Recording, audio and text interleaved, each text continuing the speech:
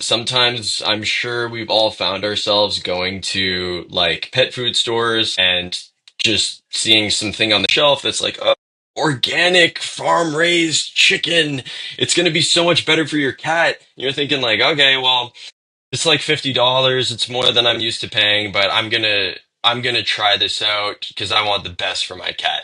And then you take it home and you pour it into the bowl, and then your cat just looks at you like you've literally just like insulted their ancestors or something. Like, nope, I'm not having this. And then you're completely shit out of luck at that point. You've bought this bag. There's absolutely nothing to do with it. You might as well just like put it at the curb, and that's it. So my solution was charcuterie boards, but for cats. So it's a pretty simple idea, and it's also an e-commerce idea. I would just start out by purchasing regular bulk size quantities of every different cat food that I could find, and then I would repackage them into small portions. On an MVP level, I would just be sectioning them off into little plastic baggies or something, and make content with it where you have people's cats try the different types of food. But there is like a real use case for this because you have say 30 different types of food. That's an opportunity to put that in front of the cat. Maybe it's a really picky cat and it doesn't like 25 of them. But once you find that one that it really likes, that's a brand that the owner is probably going to be very likely to stick to, probably for life. Probably forever. It's a major marketing opportunity right there to just get products in front of consumers who otherwise wouldn't have gotten them. Because when you go to the store, you can only buy a big bag. People are well, like, yes, $50. It's not like a ton of money, but most people would rather not waste $50 on their cat food. So this is sort of meant to corner that. If I was going to say like step by step, I would just start out by creating the content first and build an audience just to see if the idea is actually like working. If it's getting views, that's a pretty good sign. You've identified traction, boom, Shopify store. And if you make any level of sales there, then I would double down hard on that and start doing some serious branding. Make it really cute and fun. Like, remember, this is the pet food space, so brand matters more than quality. Like, the owner is really buying it for themselves more than they are buying it for the cat. They're Yeah. getting something good for their furry friend. So yeah, like I would basically do that. And if it were to get traction as a Shopify store, you're also going to be collecting a lot of interesting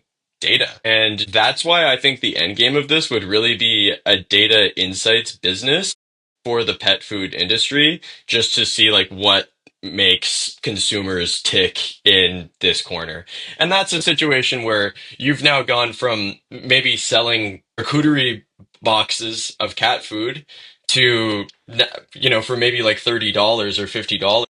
Now you can sell a PDF report for like $500,000 and your customers will think of it as a bargain. Yeah, I think it all really depends on like how many views that you can get on this charcuterie board. So it has to be like optically viral, right? I mean, the ideal outcome is that people are like leaving comments on this TikTok or reel saying, "Where the hell do I get this charcuterie board?" Because it just looks like so dope, right? And like you said, look, people that are marketing cat food are not marketing it to fucking cats. Okay, they're marketing it to you, right? So we have to keep that in mind. And this space is just so like whimsical in what people will spend their money on. Like people will spend their money on the most ridiculous things for their pets. So I think that if you are creative and it like actually useful in addressing this pain point where cats are picky eaters and they'll like, they hate their food or they don't, and you have to spend all this money. But no, we can actually simplify this process and get your cat the food that they actually want, with the long term being, I think, even look, I think for like as a data farm for pet owners, you're competing against like Purina and Pedigree, so it might be hard. I mean, obviously, very difficult to scale that, But what really I think could be the long term play is just like they can only buy this food that they are convinced that their cat will only eat this food. They can only buy that food from you, right? So I think that lifetime value of your customers go way up. That's a really good point, Jake. I think that's something that for the person who actually wants to like go and execute this, you're probably going to reach a point where you're thinking about like what's my revenue angle going to be? Because yeah, there's sort of two paths you could go down there. You could do your own proprietary food that can only be purchased from you, and then you're just hoping that that one ends up hitting with a lot of the cats that end up getting boxed. They subscribe from you. But also, like, I think on a smaller scale, like, if you didn't just have the ability to, like, produce all of that and make that happen, you could sort of go with the same thing that, like, there's that website dupe.com. There's also Honey. These businesses that are just built on referral codes, basically. So I think like there's still like small ways to do it. And you know, like it could just be an Amazon link that has your name attached to it. Your goal could just be to farm affiliate commissions and not produce any of this food by yourself. Yes, that could be a path. In my perspective, I'm much more excited about the content play for this initially. And Yeah. what I would I think probably that do is just like catify all the most viral and popular YouTube channels, like the Try Guys. And then if you just like made Try Cats, it I would be like insane. that. Gosh, make it a whole. Next thing you know, you're gonna sell it. Didn't Hot Ones just sell for like $1 billion Yeah, or something something? like that. Yeah. Yeah. There And you then go. Yeah. even like $1 cat food versus like $10,000 cat food, but then Yeah. the $10,000 cat food is like you made it up. I'm surprised that that video doesn't exist already. Yeah. I'm sure That's some permutation probably does. Yeah, listen, you want like formats? Come on, which food will my cat pick? Expensive versus cheap. I let my cat try 10 different foods. Let's say you have the cash for this. Get influencers to have their cats review it. Do a collab post on Instagram. Yeah, bro. Yeah, for real.